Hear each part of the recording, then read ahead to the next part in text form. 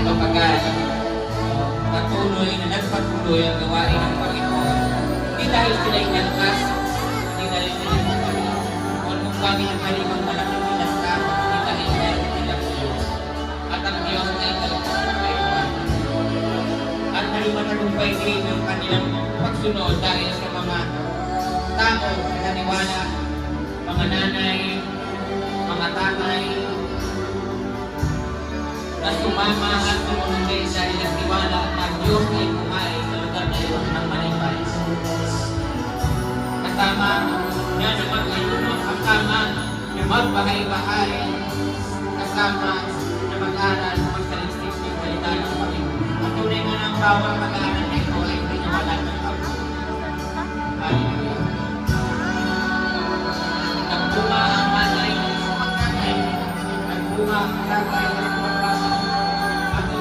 bawat pamilya ay kumain ng Panginoon sa Panginoon. Kaya ang kanilang mga anak din, sila ay halimbawa.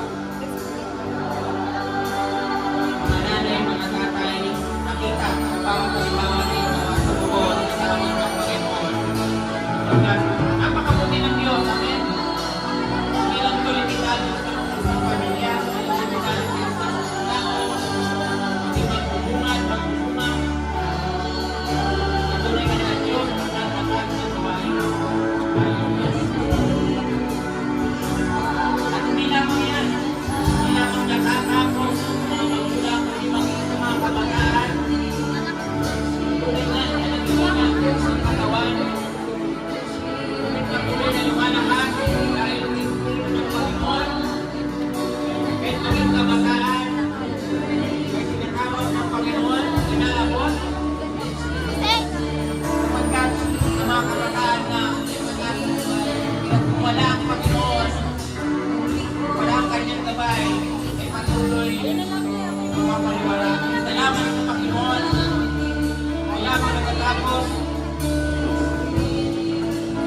kabataan, kundi maraming pang kabataan na sumusunod, na nagpapagal, naglalim, pagkalakan ng Panginoon, ng Diyos, at ipagkatsaga. Hindi tayo sila'y malakas, kundi dahil nandiyan ang Panginoon na nagbibigay ng kalakasan, kagalakan sa kapayapaan.